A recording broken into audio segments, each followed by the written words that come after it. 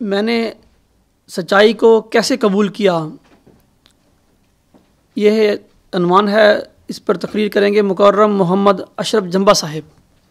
اعوذ باللہ من الشیطان الرجیم، نحمدہ و نصلی علی رسولہ الکریم، بسم اللہ الرحمن الرحیم۔ آج کے اس اجلاس کی مناسبت سے مجھے جس موضوع پہ کچھ کہنے کے لیے کہا گیا ہے اس کا عنوان ہے میں نے سچائی کو کیسے قبول کیا۔ میں اسے تقریر تو نہیں کہوں گا، بلکہ وہ چند واقعات ہیں جن کی وجہ سے اللہ تعالیٰ نے مجھے یہ سچائی کو قبول کرنے کا موقع دیا۔ اس غرض سے کہ شاید میرے وہ بہن بھائی، وہ عزیز، وہ تمام احمدی حضرات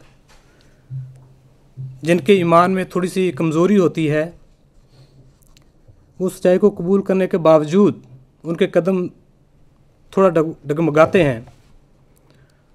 وہ اس کو بیان نہیں کرنا چاہتے کہ میں نے یہ سچائی کو قبول کر لیا ہے یا ابھی نہیں کیا ہے، وہ اس کو ذرا پس پردہ رکھنا چاہتے ہیں۔ تو اس ساری صورتحال کے پیش نظر میں یہ چند واقعات بیان کروں گا۔ کسی بھی انسان کے لیے مشکل ترین مرحلہ اس کے اپنے عقیدے کی نظر ثانی، اس پہ غور و فکر، اس پہ تدبر کا ہوا کرتا ہے۔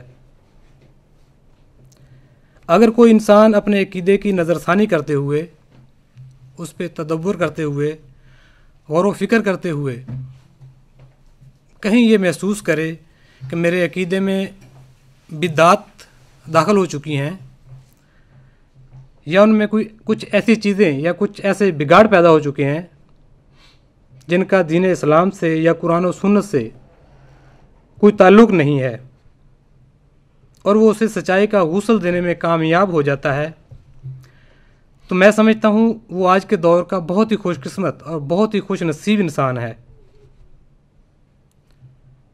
وہ اس لیے کہ آج کا انسان، بلکہ آج کے دور خراب کا انسان، جہاں پور مذہبی جبر، سماجی گھٹن اور طبقاتی تضاد کی دلدل میں دھنسا ہوا ہے، وہاں نام نہاد مذہبی رہنماؤں نے اپنے مفاد کے لیے ان کے عقائد کو مسخ کر ان کی سوچ کو بھی اس قدر نچوڑ ڈالا ہے کہ ان میں اپنے عقائد کو ٹٹولنے کی صلاحیت بھی باقی نہیں چھوڑی۔ بس بدقسمتی سے یہ ظلم سب سے زیادہ افراد جماعت کے ساتھ ہوا ہے، وہ بھی نام نہاد خلافت کے نام پر۔ حضرت خلیفۃ المسیح اول کے خلافت کے بعد نظریہ خلافت کو نظریہ ضرورت میں بدل دیا گیا،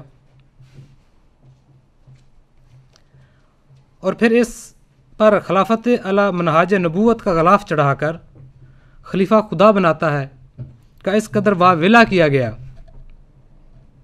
کہ گویا خلیفہ کو خدا ہی بنا ڈالا۔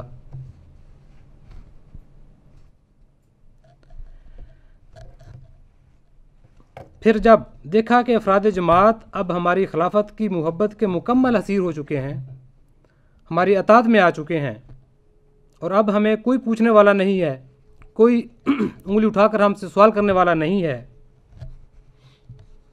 پھر اسی خلافت کو دوام دینے کے لیے، اسی خلافت کی آڑ میں حضرت اقدس مسیح موعود و مہدی موعود علیہ الصلوۃ والسلام کی پاکیزہ تحریرات اور پاکیزہ تعلیم کی اس قدر تعریف کی گئی کہ احمدی عقائد کو مسخ کر رکھ دیا گیا۔ آج احمدیت کا یہ حال ہے کہ افراد جماعت کے پاس نام نہاد خلافت تو ہے، مگر حضرت اقدس مہدی موعود و مسیح موعود کی پاکیزہ تعلیم سے وہ محروم ہے۔ آج افراد جماعت کے پاس نام نہاد خلافت تو ہے، مگر وہ نظریہ خلافت جو حضرت اقدس مسیح موعود و مہدی موعود علیہ السلام نے اپنی جماعت کو دیا تھا، وہ ان کے ذہنوں سے کھرچ دیا گیا ہے۔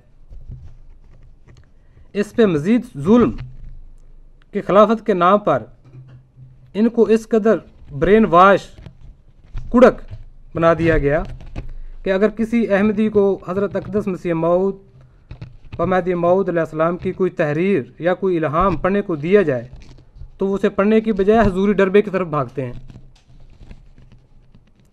واضح ہے کہ کڑک شاید کسی بھائی کو یا کسی عزیز کو نہ سمجھ آئے، پنجابی میں کڑک اس مرغی کو کہتے ہیں جو چند ماہ انڈے دینے کے بعد احتجاجاً اسی ڈربے میں جا بیٹھتی ہے جب وہ انڈے دیا کرتی تھی اور تقاضا کرتی ہے کہ مجھے میرے انڈے واپس کیے جائیں۔ اس کو جتنا چاہے اس ڈربے سے نکالنے کی کوشش کی جائے، وہ پورا دفاع کرتی ہے مگر وہاں سے نکلتی نہیں۔ اس کا یہی دفاع دراصل کڑک کہلاتا ہے پنجابی میں۔ تو افراد جماعت کو بھی نام نہاد خلافت کے نام پر ایسے ہی کڑک بنا دیا گیا ہے کہ وہ اس حضوری ڈربے سے نکلنے کے لیے کسی صورت تیار نہیں۔ اس کو جتنا چاہے وہاں سے نکالیں، جتنا چاہیں ان کے پاس دلائل رکھیں، حضرت اقدس مسیح موعود علیہ الصلوۃ والسلام کی تحریرات رکھیں، ان کے الہامات رکھیں، وہ کہتے ہیں نہیں، ہمارے لیے یہ حضوری ڈربہ ہی کافی ہے، ہمیں ان کی ہرگز ضرورت نہیں ہے۔ یقین کریں یہ واقعات میرے ساتھ ہو چکے ہیں۔ میں نے جتنے بھی احمدی بھائیوں سے بات کرنے کی کوشش کی، ان سے عرض کرنے کی کوشش کی کہ حضرت اقدس مسیح موعود علیہ الصلوۃ والسلام کے یہ الہامات ہیں، یہ ہماری تحریریں نہیں ہیں، ہم نے خود نہیں یہ لکھی، یہ حضور علیہ السلام کی پاکیزہ تحریرات ہیں، آپ کم از کم ان کو پڑھنے کی زحمت تو کریں۔ وہ ہرگز اس طرف آتے نہیں ہیں بلکہ ان کاغذات کو چھونے کی زحمت نہیں کرتے، تو پھر میں ان کو کڑک نہ کہوں تو اور کیا کہوں۔ شاید کسی دوست، کسی بھائی کے ذہن میں یہ خیال پیدا ہو کہ میں مبالغہ آرائی سے کام لے رہا ہوں، تو میں یہاں پہ واضح کرنا چاہتا ہوں کہ کسی وقت میں بھی نظام جماعت کے لیے ایسے ہی کڑک ہوا کرتا تھا۔ میں بھی خلافت کے نام پر یا خلافت کے مخالف ایک لفظ سننا پسند نہیں کرتا تھا، میرا بلڈ پریشر ہائی ہو جاتا تھا، مجھے ایسے محسوس ہوتا تھا جیسے کسی نے کوئی تیز دھار آلے سے مجھ پہ حملہ کر دیا۔ لیکن جب خدا تعالیٰ کی تقدیر نے مجھے اس حضوری ڈربے سے نکالنا چاہا اور اس نے میرے لیے ایسے سامان پیدا کر دیے کہ سچائی کی طرف آؤ، حقیقت کی طرف آؤ، جس ڈربے کو آپ پکڑ کے بیٹھے ہوئے ہیں اس میں حقیقت نہیں ہے، تو آپ یقین کریں کہ میں نے بڑی جرأت کے ساتھ، بلکہ میں نے نہیں، میری پوری فیملی نے وہی ڈربہ اٹھا کر ان کے منہ پہ دے مارا، جن کی ان کا ذہن کبھی یہ تسلیم کرنے کی تیار نہیں تھا کہ یہ آدمی بھی ایسے کر سکتا ہے۔ تو میں اصل واقعات کی جانب آنے سے پہلے میں ذرا ان واقعات کو آغاز سے بیان کرنا چاہوں گا۔ 2003 میں جب حضرت صاحب نے اپنا دعویٰ مسلم موعود آن ایئر کیا تو میں اس وقت آپ کے دعویٰ سے بالکل بے خبر تھا، بالکل لا علم تھا، مجھے کوئی خبر نہیں تھی کہ حضرت صاحب نے یہ دعویٰ آن ایئر کیا ہے، اور نہ ہی حضور نے مجھے اس کے بارے میں کوئی خبر کی تھی یا بتایا تھا کہ میں یہ کرنے جا رہا ہوں۔ حالانکہ اس سے چند دن قبل یا چند ہفتے قبل میں پاکستان گیا، تو بعد میں حضور علیہ السلام کا بھی پروگرام بنا پاکستان آنے کا، تو وہاں پہ میری ملاقات ہوئی، حضور نے مجھے کوئی خبر نہیں کی۔ ہاں، وہاں پہ ایک واقعہ ایسا ہوا کہ حضرت صاحب نے مجھے بلایا اور مجھے یاد دہانی کرائی کہ آج چاند گرہن ہے یا غالباً سورج گرہن ہے۔ اس کے اگلے ہی دن پھر غالباً چاند گرہن ہوا، تو پھر حضور نے مجھے بلایا اور فرمایا کہ آج آپ کو پتہ ہے کہ چاند گرہن ہے یا غالباً سورج گرہن ہے۔ تو میں نے سنا اور خاموش ہو گیا، لیکن مجھے صاحب کیوں یہ فرما رہے تھے مجھے اس کا اندازہ نہیں تھا، مجھے اس کی خبر نہیں تھی۔ بہرحال میں اپنا غالباً 3 ہفتے کا یہ ٹائم تھا، میں اپنا ٹائم جب میرا پورا ہوا میں پاکستان سے واپس آ گیا۔ تھوڑے ہی دنوں کے بعد مسجد کیل سے مجھے اچانک فون آتا ہے اور پیغام ملتا ہے کہ اسی وقت مسجد پہنچو، کیونکہ اس وقت میں ابھی حضوری ڈربے کا بہت زیادہ قائل تھا، پسند کرتا تھا۔ میرے ذہن میں یہی خیال پیدا ہوا کہ ضرور حضور یعنی کہ اس وقت کے خلیفہ کی جانب سے کوئی پیغام آیا ہوگا جو اتنا ارجنٹ مجھے پیغام مل رہا ہے کہ آپ فوراً اسی وقت مسجد پہنچیں. تو بہرحال میں مسجد گیا. اس وقت کا جو نام نہاد صدر تھا، میرا دل تو چاہتا ہے کہ اس کے بارے میں بھی کچھ کہوں، لیکن موقع کی مناسبت سے میں وہاں پہ وہ نہیں بیان کرنا چاہوں گا. بہرحال میں جب وہاں پہ پہنچا تو وہ بڑا بے چین مسجد کے درمیان میں کھڑا، سلام کرتے ہی مجھے کہنے لگا کہ آپ کو پتہ ہے آپ کے چچا نے کیا کیا ہے؟ تو میں چونکہ اس کے ساتھ تھوڑا سا فری تھا، فرینک تھا، میں نے اسے مسکراتے ہوئے جواب دیا کہ جو کام آپ کرتے ہو دنیا داری کے لحاظ سے میں یقین رکھتا ہوں کہ وہ اس نے کام نہیں کیا ہوگا. مجھے کہنے لگا نہیں ایسی بات نہیں ہے، اس نے اس سے بھی بڑھ کر کام کیا ہے. میں تھوڑا سا سنجیدہ ہوا، میں نے اس سے پوچھا، سوال کیا کہ کیا؟ کہنے لگے کہ وہ انہوں نے دعویٰ کر دیا ہے کہ میں اس وقت کا حضور میں ہوں. یعنی کوئی الفاظ یہ تھے کہ اس وقت کا حضور میں ہوں، جس کو آپ حضور کہتے ہو وہ حضور نہیں ہے. میں تھوڑا سا ٹھٹک گیا، پریشان بھی ہوا کہ یہ کیسے ہو سکتا ہے اس نے یہ کہا ہو. بارہ اس نے مجھے کہا کہ یہ انہوں نے دعویٰ کیا ہے. میں نے اسے کہا کہ کہاں ہے وہ دعویٰ، اس کی کاپی یا کیا چیز آپ کے پاس، کیا ثبوت ہے؟ مجھے کہنے لگا آپ انٹرنیٹ چیک کریں. تو میں نے کہا اچھا چلو جو بھی ہوگا مجھے اس کی خبر نہیں ہے. کہتا ہاں میں نے اس لیے آپ کو بلایا تھا کیونکہ مجھے پیچھے سے اطلاع دی گئی ہے کہ اس کے بھتیجے کو بلا کے پوچھا جائے یا اس کی صورتحال کو ریڈ کیا جائے، کیا وہ بھی اس کے ساتھ ہے یا غفار صاحب نے اکیلے ہی یہ دعویٰ کیا ہے. تو میں نے اسے کہا کہ دیکھیں میں نے اس کا دعویٰ پڑھنا تو درکنار، مجھے تو پتہ خبر ہی نہیں ہے کہ میرے چچا نے اس قسم کا کوئی دعویٰ بھی کیا ہے، اور نہ ہی اس نے مجھے اس کی کوئی خبر کی ہے. تو بہرحال مجھے اس کا علم نہیں ہے، میں دیکھوں گا. تو اتنی تھوڑی سی انویسٹیگیشن کے بعد اس نے مجھے اجازت دے دی. تو کیا آپ جا سکتے ہیں، لیکن اجازت کے ساتھ اس نے کچھ بعض ایسے نازیبہ الفاظ بھی استعمال کیے جس کا مجھے افسوس ہوا، میں یہاں پہ بیان نہیں کرنا چاہوں گا. تو بہرحال میں وہاں سے گھر لوٹا. تو گھر آ کر میں نے چچا کے گھر فون کیا کہ چچا جان مجھے مسجد بلایا گیا تھا اور مجھے یہ 2 باتیں انہوں نے کہی ہیں، کیا یہ سچ ہے؟ میرے چچا نے فرمایا کہ ہاں یہ بالکل سچ ہے. کیونکہ اشاراتاً کبھی کبھی میرے ذہن میں، میرے کانوں میں یہ آواز پڑتی رہتی تھی کہ حضرت بانی جماعت کی یعنی کہ جماعت احمدیہ میں کسی وجود کا آنا حضور نے فرمایا اپنی کتب میں، اور وہ اسی زمانہ میں آئے گا. کبھی کبھی یہ بھی میں سنا کرتا تھا کہ شاید وہ میرے چچا ہی ہیں. یہ چام گوئی میں جماعت کی اپنا افراد جماعت کے منہ سے بھی سنتا تھا. تو مجھے اس وقت جب حضور نے فرمایا کہ ہاں ایسے ہی ہے، یعنی میرے چچا نے مجھے فرمایا کہ یہ ایسے ہی ہے، تو میں فوراً سمجھ گیا کہ کس قسم کا دعویٰ ہوگا. لیکن پھر بھی نہ میرے چچا جان نے مجھے تقاضا کیا کہ میرے دعوے کو پڑھو یا تم میری بیعت کرو یا میری طرف آ جاؤ یا جماعت کو چھوڑ دو، ہرگز نہیں. اور نہ ہی میں نے اس کی ضرورت محسوس کی. تو وقت گزرتا گیا. تھوڑے عرصہ کے بعد پھر مجھے جماعت میں بلایا گیا کہ آپ مسجد آؤ، ایک ضروری بات کرنی ہے. مجھے علم ہو گیا کہ کس موضوع پہ بات کرنی ہوگی. بہرحال میں پھر مسجد گیا. تو مسجد میں گیا تو دیکھتا ہوں کہ جماعت کے کیل جماعت کے جو بڑے اپنے آپ کو معزز افراد سمجھتے ہیں وہ بھی وہاں پہ موجود تھے. چم گوئیاں کر رہے تھے، ہنس رہے تھے، جملے بازی کر رہے تھے میرے چچا جان پہ. تو مجھے تھوڑی سی پریشانی ہوئی ایسی صورتحال کو دیکھ کے. میں ان سے ذرا الگ ہو کے کھڑا ہو گیا. تو پتہ چلا کہ مرکز کی طرف سے یعنی ہمبرگ کی طرف سے اس ریجن کے امیر اور کچھ دوسرے افراد بھی آئے ہوئے ہیں اس سلسلہ کی صورت میں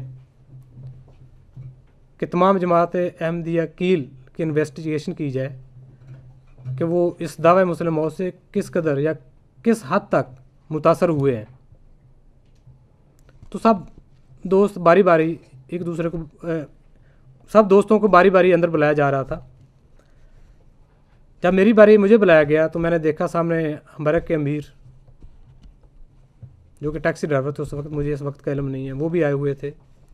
اس وقت کے مربی جن کے نام مجھے اس وقت یاد نہیں ہے لیکن ساتھ میں منور لگتا تھا وہ تھے. کولمبس خان صاحب تھے. تو एक आदमी गालबन फ्रैंकफर्ट से आया हुआ था, ये पूरी एक टीम, इन्वेस्टिगेशन टीम जिसमें मैं कह सकता हूँ वो बैठी हुई थी। तो मजाक में मेरे साथ पहला सवाल ये हुआ कि आपके चचा ने ये क्या कर दिया है। मैंने फिर कहा कि मुझे इसका इल्म नहीं है क्या कर दिया है, लेकिन ठीक है। तो शम्मा साहब ने मुझे, ये अमीर साहब थे वहाँ उस वक्त के अमीर थे, मुझे कहने लगा कि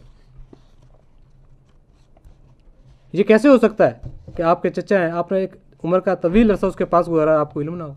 मैंने उसे यकीन दहानी कराया कि मैं वाकई इससे बेखबर हूँ, ना तो मेरे चचा ने आज तक मेरे साथ इस किस्म का कोई तकादा किया है कि मेरे दावा को पढ़ो या मैं दावा करने जा रहा हूँ, और ना ही मैंने कभी इसकी ज़रूरत महसूस की है। और मैं वाकई मैं मस्जिद में इस वक्त बैठा हूँ, मैं झूठ और गलत बयानी से काम नहीं ले रहा, मुझे वाकई इसका कोई इल्म नहीं है। तो फिर मुझे सवाल किया गया, तो फिर अब आपका क्या ख्याल है, आपको क्या करना चाहिए। मैंने अर्ज़ की, देखें मेरा अकीदा मेरे साथ और मेरे चचा का अकीदा उसके साथ। जहाँ तक दावा मुस्लिम मौत का तल्लक है, आप मेरे चचा के पास जाएं या उसे बुलाएं, उसे पूछें। ये सवाल जो आप मुझसे कर रहे हैं ये मेरे चचा जान से करें, ये सवाल उनसे करने चाहिए। मुझे तो इनका इल्म ही नहीं है। आप मुझसे बार बार मुझे बुलाते हैं मस्जिद में और बार बार मुझे ये सवाल करते हैं, मैंने कहा आप क्या जवाब दूँ। तो फिर हमबरक के जो उस वक्त के अमीर थे, वो मैं देख रहा था कि मेरे सामने बैठे हुए हैं, वो बार बार सो रहे थे, बात करते थे फिर सो जाते थे। अगर में शायद उसने रात की ड्यूटी की, मुझे इसका इल्म नहीं है। उसकी अचानक आंख खुलती है और मुझे कहता है कि आपको पता है जिस शख्स को जमात से निकाल दिया जाए और जो शख्स उससे ताल्लुक़ रखे वो भी उतना ही गुनाहगार होता है जितना कि जमात से निकलने वाला शख्स। मतलब कि इसमें एक धमकी थी कि अगर आप अपने चचा से तल्लुक़ात रखेंगे तो आपका जो अंजाम होगा वो भी यही होगा जो आपके चचा का हुआ है।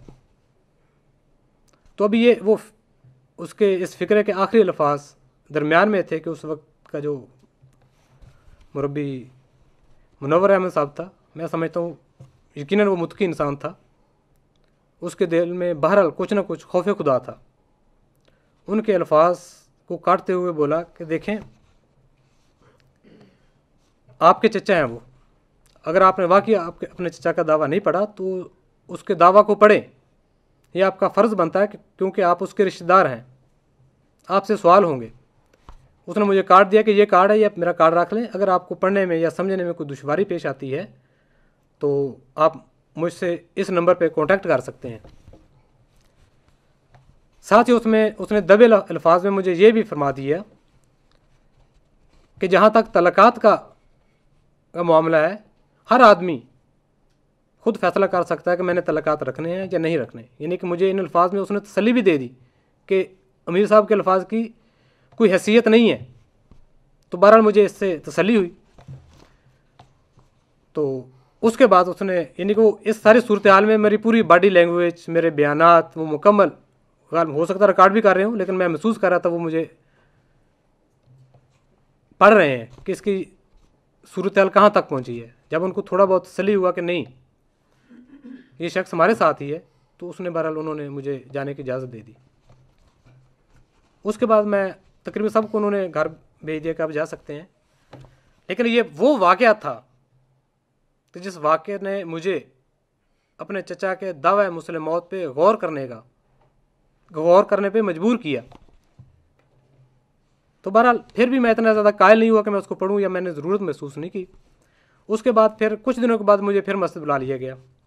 मुझे कहा गया कि देखें आपके चचा को अखराज की सज़ा सुनाई गई है, उससे तल्लुक़ात रखना मुनासिब नहीं है, आप भी थोड़ा सा गौर करें और एहतियात करें। मुख्तसर अर्ज़ करता हूँ कि मैं उसकी बात सुनी। मैंने उनसे यही कहा कि देखें मेरा एक कुदरत ने एक रिश्ता उसके साथ कायम किया है, यानी चचा अब्दुल गफ़ार के साथ, इससे मैं किसी सूरत इनकार नहीं कर सकता। मैंने आपको बारहा यकीन दहानी कराई है कि मेरा अकीदा मेरे साथ और मेरे चचा का अकीदा मेरे साथ, मेरे चचा का अकीदा उसके साथ। लेकिन यहाँ तक तल्लुक़ात का मामला है, ये मेरे लिए मुमकिन नहीं है, क्योंकि जिस रिश्तों को खुदा ने कायम किया है मैं उसको कैसे छोड़ दूँ। और जिसकी आप मुझे तालीम दे रहे हैं, ये किसी मज़हब ने तालीम दी ही नहीं कि अपने अजीज़ों को, रिश्तेदारों को छोड़ दें, ये मैं इसको तस्लीम नहीं करता। और मेरे लिए मेरे चचा, मेरे सिर्फ चचा नहीं है, वो मेरे मोहसिन भी हैं, क्योंकि जर्मनी में आके मैंने एक तवील अरसा मैंने अपने चचा के घर में गुजारा है, उनके पहलू में गुजारा है। मुझे वो वहाँ से अपने वालिदैन का प्यार मिला है।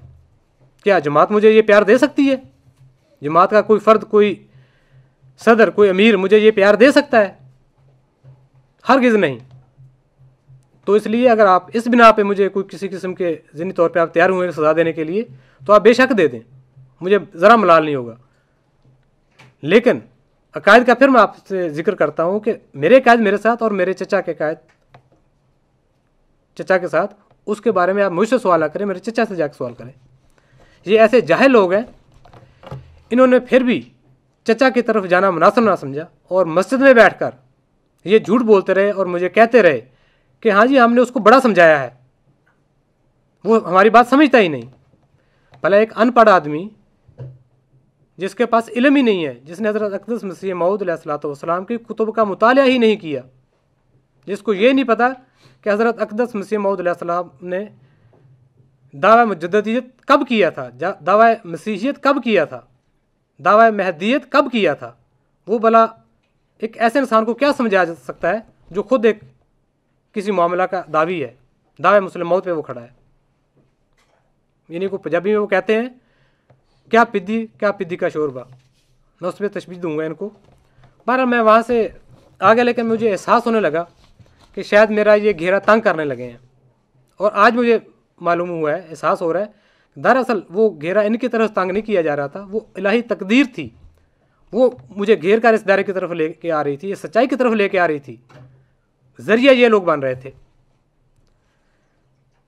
तो वक्त गुजरता गया, उसके साथ मेरे साथ जमात की तरफ से ये सलूक शुरू हो गया कि जब भी मैं मस्जिद में जाता, इजलास में जाता या नमाज पे जाता या जुमा पे जाता, मेरे साथ अजीब किस्म का सलूक किया जाता, जुमलेबाजी की जाती, जिसे पंजाबी में कहते हैं टीचर या जुगत कहते हैं, जुगतें लगाई जाती और इंतहाई बेहुदा किस्म की वो जुगतें लगाई जाती।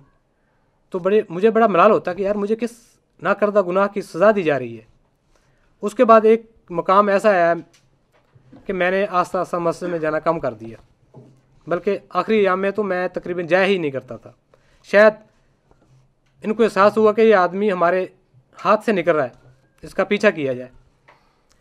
फिर 2007 की गालबन जनवरी 2007 का ये वाक़या है कि उस वक्त कील जमात का सदर नहीं हुआ करता था, किसी वजह से मुअत्तल हो गया था या मुझे नहीं इल्म, कोई वजह हुई थी। यहाँ पे सदर नहीं था कि एक ऐसे नाम नहाद आदमी को जो बिल्कुल ही इंतहाई जाहिर किस्म का आदमी था, सदारत के बिल्कुल काबिल ही नहीं था। सिंधु साहब ल्यूबक आदमी था, उसको यहाँ पे गालबन सदर या अमीर बना दिया गया। अपने आप को बड़ा जोशीला समझता था, बड़ा फ़िदाई अहमदियत समझता था।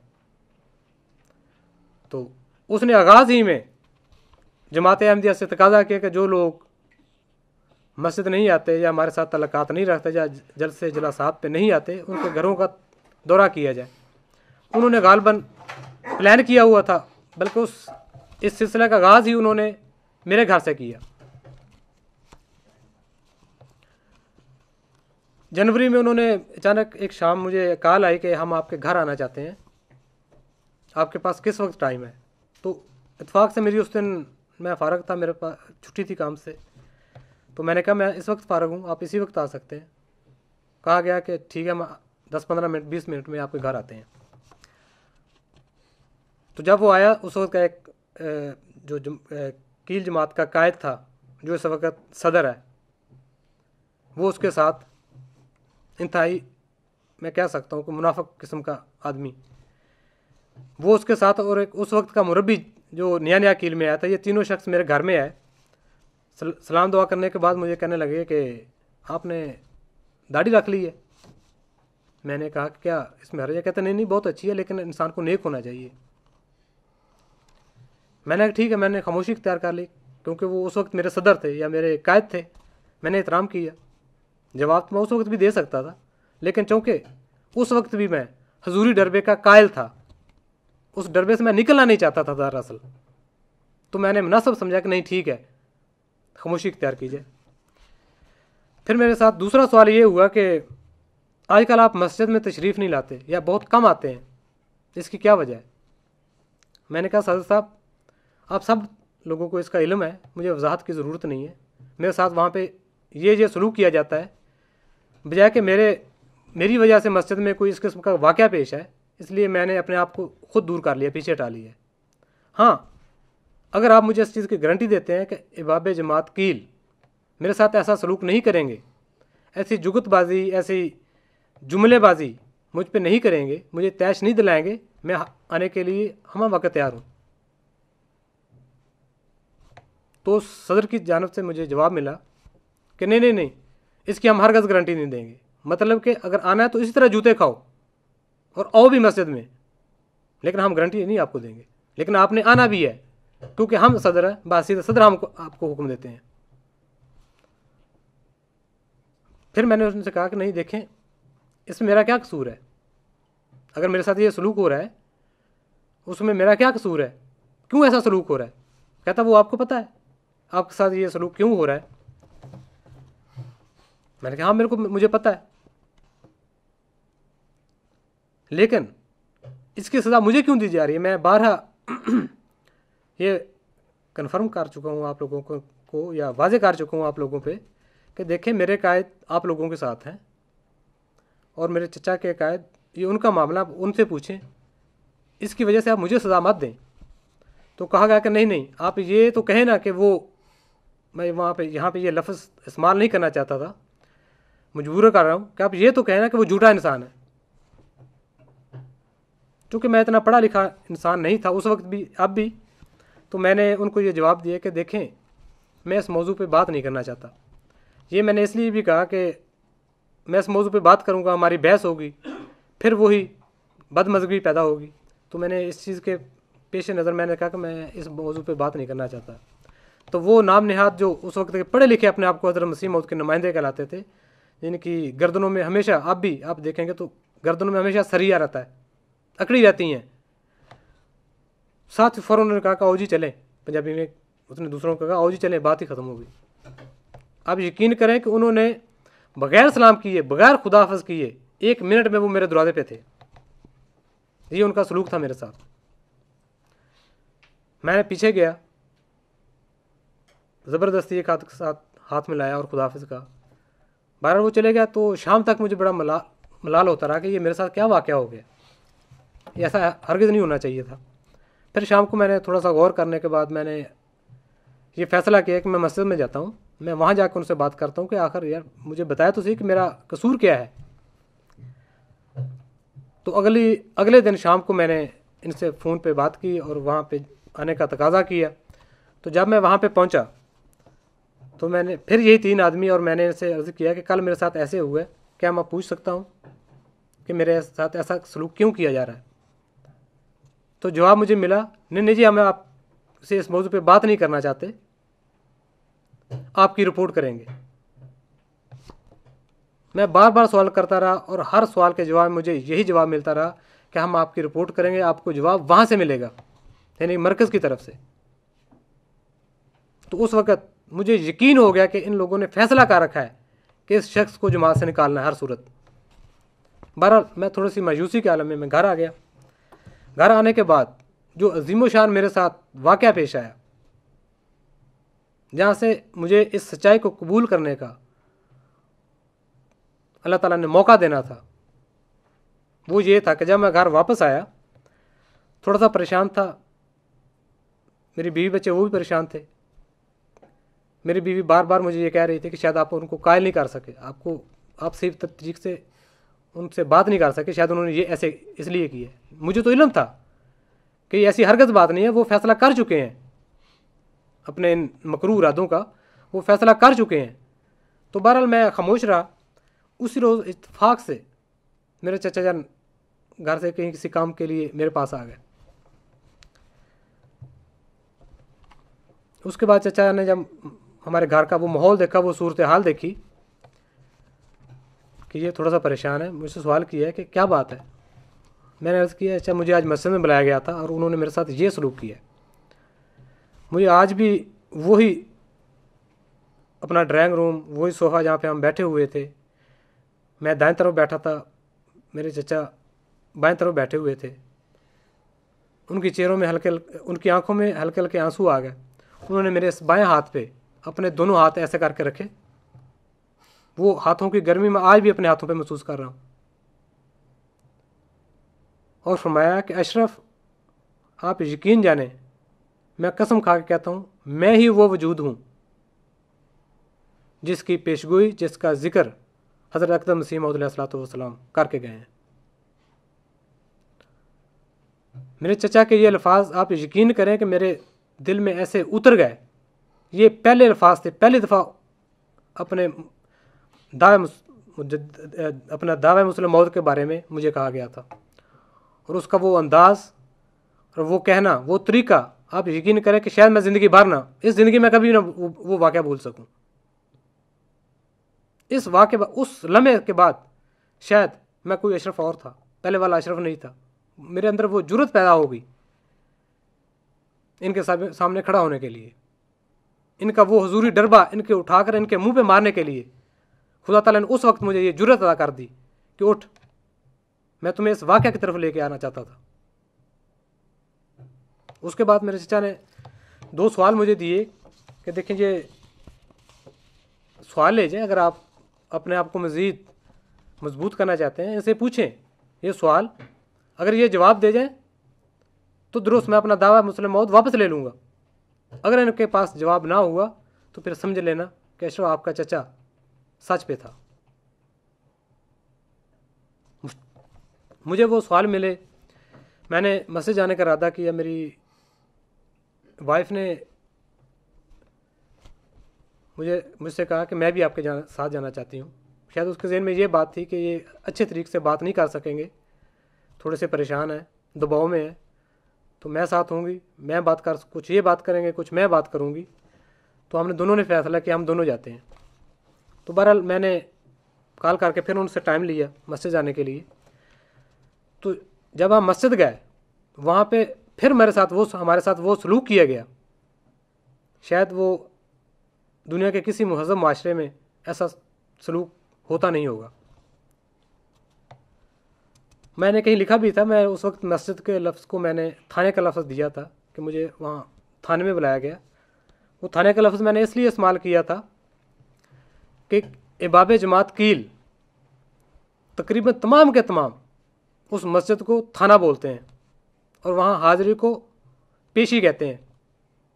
جب بھی کسی کو بلایا جاتا واپس آ کہتے ہیں میری آج پیشگی تھی. تو اس لیے وہ لفظ میں نے استعمال کیا کہ مجھے تھانے میں بلایا گیا. ورنہ میں تو سمجھتا ہوں یہ لفظ استعمال کرنا تھانے کی توہین ہے، کیونکہ دنیا کے کسی مہذب معاشرے میں تھانوں میں لوگوں کے ساتھ ایسا سلوک نہیں ہوتا ہوگا، خاص کر خواتین کے ساتھ جو اس وقت ہمارے ساتھ سلوک کیا گیا. جب ہم اس دفتر میں پہنچے تو وہی جاہل قسم کا مربی اور وہی جاہل قسم کا قائد اس وقت کا، اور ایک اور جو پرانا سا جو مجھے کبھی فون کر کے بلایا کرتا تھا انویسٹیگیشن کے لیے، وہ وہاں پہ بیٹھے ہوئے ہیں. جب ہم دونوں داخل ہوئے تو صرف 3 کرسیاں، تینوں پہ وہ بیٹھے ہوئے ہیں. جن کو بلایا گیا تھا ان کے لیے کوئی جگہ نہیں تھی، کوئی کرسی، کوئی بیٹھنے کے لیے جگہ نہیں تھی. ہمارے پاس غالباً 1.5 ماہ یا 2 ماہ کی بچی تھی اس وقت. ہم نے اس کو اٹھایا ہوا، ہم نے سلام کیا، ہمارے سلام کا جواب نہیں ہمیں ملا. کچھ دیر ہم کھڑے رہے کہ شاید کہ عورت کے تقدس کے لیے ہمیں کہیں کہ آپ دوسرے کمرے میں چلے جائیں، ہم ادھر آتے ہیں، یا کوئی کرسی وغیرہ لا کے دے دے. ہم تقریباً 3-4 منٹ انتظار کرتے رہے، کسی نے ہماری طرف آنکھ اٹھا کے نہیں دیکھا. یعنی کہ یہ ہمیں ساتھ لایا گا تمہاری کوئی حیثیت ہی نہیں ہے ہمارے پاس، ہمارے نزدیک. اس کے بعد میں خود ساتھ میں گلی میں کچھ کرسیاں پڑی تھی، وہاں سے گئے، کرسی اٹھا کے لا کے اپنی وائف کو دی. تو ہم نے گفتگو کا آغاز کیا کہ ہم کچھ بات کرنا چاہتے ہیں. مربی صاحب نے کہا کہ ہاں کریں. تو ہم نے وہ سوال کہ آپ یہ قرآن سے ثابت کریں کہ جس وقت اللہ تعالیٰ کسی اپنے مرسل کو یا اپنے نبی کو یا اپنے کسی پیغمبر کو کسی مبارک یا مبشر وجود کی खुशखबरी देता है تو وہ اس وقت مبشر وجود اس وقت موجود ہوتا ہے، تو وہ خاموش، ان کے پاس کوئی جواب ہی نہیں تھا. نہیں، ہم نے یہ سوال کیا کہ آپ ثابت کریں کہ وہ جس وقت وہ پیشگوئی اللہ تعالیٰ کی طرف سے اپنے برگزیدہ بندے پر نازل ہوتی ہے اور وہ مبشر موجود اس وقت موجود ہوتا ہے، یہ ثابت کریں قرآن کی روح سے. ان کے پاس کوئی جواب نہیں تھا. کہتا اچھا میں کتب دیکھوں گا پھر بتاؤں گا.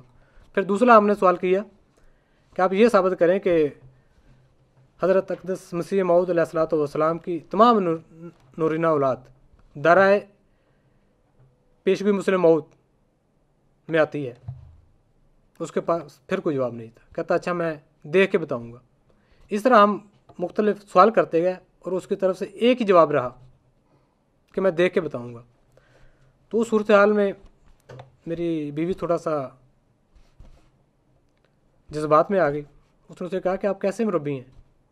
آپ کو کس نے مربی بنایا ہے؟ آپ نے ڈگری کہاں سے حاصل کی ہے کہ آپ کو حضرت اقدس مسیح موعود علیہ الصلوۃ والسلام کی تعلیم ہی کا نہیں پتہ؟ آپ ہر سوال کا جواب دیتے ہیں کہ میں دیکھوں گا تو بتاؤں گا. تو آپ ہماری یہاں رہنمائی کرنے کے لیے آئے ہیں؟ تو اس میں کچھ بعض اور تحریرات تھی ہمارے پاس جو وہ پیشگوئی مسلم موعود کے متعلق ہم نے وہاں پہ وہ بھی پڑھ کے سنائی کہ ان کا کیا مطلب بنتا ہے. آپ یقین جانیں ہمیں ایک جواب نہیں ملا، اور ساتھ میں یہ ہماری گفتگو جو قید صاحب تھے وہ نوٹ کر رہے تھے. ہمیں پتہ تھا انہوں نے کیا کرنا ہے. بہرحال جب ہم نے دیکھ لیا کہ ان کے پاس کوئی جواب نہیں ہے، یہ بالکل لاجواب ہیں، بلکہ نہ صرف یہ لاجواب ہے، پوری جماعت احمدیہ اس سوال کے آگے لاجواب ہے. ان کے پاس جواب ہی نہیں ہے. اگر جواب ہوتا تو خلیفہ رابع یہ جواب دے کے جاتے، جماعت کو یہ مسئلہ کلیئر کر کے جاتے کہ دیکھیں اس لحاظ سے عبدالغفار غلط فہمی پر مبنی دعویٰ کر بیٹھے ہیں. تو پھر ہم نے وہاں سے اجازت لینا چاہیے، اور ہم نے ساتھ یہ کہا کہ آپ نے جو فیصلہ کرنا ہے، جو رپورٹ کرنی ہے کریں، ہمیں اس سے کوئی غرض نہیں ہے. لیکن ہم مسجد میں آپ لوگوں کو اس بات کا پابند کر کے جاتے ہیں کہ ہماری اس گفتگو کو ریکارڈ کیا جائے، اور جس طریقے سے ہم نے بات کی ہے اسی طریقے سے عوام کے سامنے لائی جائے کہ آپ نے ہمیں جماعت سے کیا نکالنا ہے. ہم آپ کے نظام کو خود چھوڑ کے جاتے ہیں، خود خدا حافظ کہہ کے جاتے ہیں. ہمیں آپ کے نظام کی کوئی ضرورت نہیں ہے کہ ہمیں یقین ہو گیا کہ آپ جھوٹ پر قائم ہو. یہ وہ حضوری ڈربہ تھا جو ہم لوگوں نے اٹھا کے ان کے منہ پہ مارا. یہ پھر بھی اس قدر جھوٹے لوگ ہیں کہ ہم نے ان کو پابند کی ہے، قسم دی اور کہا کہ ہمارا بیان ریکارڈ کر کے اسی طرح سنایا جائے. لیکن انہوں نے ایک ہفتے کے بعد یا غالباً کچھ عرصہ کے بعد پھر بھی اس قدر جھوٹ بولا کہ ممبر رسول پہ کھڑا ہو کے انہوں نے یہ اعلان کیا کہ مکرم محمد اشرف والد عبدالسلام اور اس کی بیوی نام لے کے زوجہ محمد اشرف، ان کو باطل عقائد کی بنا پر ہم نے جماعت سے خارج کر دیا ہے. انا للہ و انا الیہ راجعون. یہ ہے ان لوگوں کی سچائی، یہ ہے ان لوگوں کی سچائی کے دعوے. تو ہمیں بہرحال خبر تو پہلے تھی کہ ہمارے ساتھ کیا سلوک ہونے والا. اس کے بعد ہم واپس آئے. اس کے بعد باقاعدہ ہم لوگوں نے حضرت صاحب کے دعوے کو پڑھنا شروع کیا. حضرت اقدس مسیح موعود علیہ الصلوۃ والسلام کی تحریرات کو پڑھنا شروع کیا. اپنے عقائد کو ٹٹولنا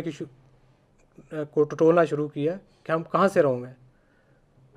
وہاں سے یہ آغاز ہوا. آج الحمدللہ ہم کہہ سکتے ہیں کہ ہم وہ احمدی ہیں جس کی خواہش حضرت اقدس مسیح موعود علیہ الصلوۃ والسلام نے اپنی جماعت کے ساتھ کی تھی کہ ایک احمدی کو ایسا ہونا چاہیے، یا میرے بعد آنے والا جو مقدس وجود ہے اس کو تسلیم کرنا. تو میں افراد جماعت کو، بلکہ تمام افراد جماعت کو جو ابھی تک اس حضوری ڈربے کے قائل ہیں، میں ان کو یقین دلاتا ہوں کہ حضوری ڈربہ غلط ہے، یہ سچ پر مبنی نہیں ہے. آپ حقائق کی طرف آئیں، سچائی کی طرف آئیں، اور حضرت اقدس مسیح موعود علیہ الصلوۃ والسلام کی تحریرات کا مطالعہ کریں، حضرت صاحب کے دعویٰ کا مطالعہ کریں، اور انصاف کے ساتھ ان پہ غور کریں اور دیکھیں کہ کہاں سچائی ہے. پھر اپنے عقائد کی طرف لوٹیں اور دیکھیں ہمارے عقائد کہاں تک درست ہیں، کہاں تک ہمیں درست رکھا گیا ہے. میں یقین رکھتا ہوں کہ یہ اپنے مفاد کی خاطر حضرت اقدس مسیح موعود علیہ الصلوۃ والسلام کی تعلیم کو بگاڑا گیا ہے. اس مسلم موعود کے راستے میں دیوار کھڑی کی گئی ہے تاکہ ہمارے جو مفادات ہیں وہ محفوظ رکھیں. لیکن آپ یقین کریں خدا تعالیٰ کی تقدیر جو ہے وہ ہر قسم کی دیوار کو پاش پاش کر دیا کرتی ہے. اس کی سچائی ظاہر کر کے وہ چھوڑتا ہے جس کے متعلق اس نے خبر دی ہوتی ہے. وآخر دعوانا ان الحمد للہ رب العالمین.